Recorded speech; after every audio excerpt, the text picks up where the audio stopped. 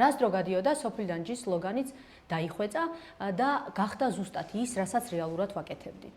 როდესაც ვინმე დასვამდა კითხვას, რა არის სოფლიდან ჯი, მე უკვე დაუფიქრებლად პასუხობდი, ეს არის ხიდი სოფლსა და ქალაქს შორის.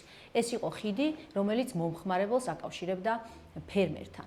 მოდით ცოტა უფრო ჩავუღრმავდეთ ამ საკითხს, რას ნიშნავდა ამ ორი მხარის ერთმანეთთან დაკავშირება. თუ სტატისტიკას მოვიშველიებთ, ვნახავთ, რომ პირობითად მომხმარებლის მიერ კარტოფილში გადახდილი 1 ლარიდან ფერმერთან მხოლოდ 18 თეთრი ბრუნდება. ალბათ იკითხავთ, სად მიდის დანარჩენი 82 თეთრი. ეს 82 თეთრი ნაწილდება ლოჯისტიკურ დანახარჯებში.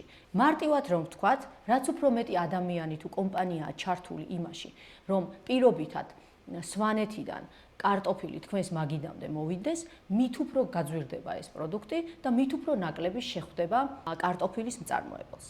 სწორედ ეს იყო სოფლიდან ჯის მისიაც, რომ მოწოდების გრძელი ჯაჭვი რაც შეიძლება მოკლე გაეხადა და თვითონ ყოფილიყო ერთადერთი შუამავალი მომწოდებელსა და მომხმარებელს შორის და თვითონ ყოფილიყო გარანტი ხარისხის პროდუქტზე, დროულ მიწოდებასა და შესაბამის პირობებზე.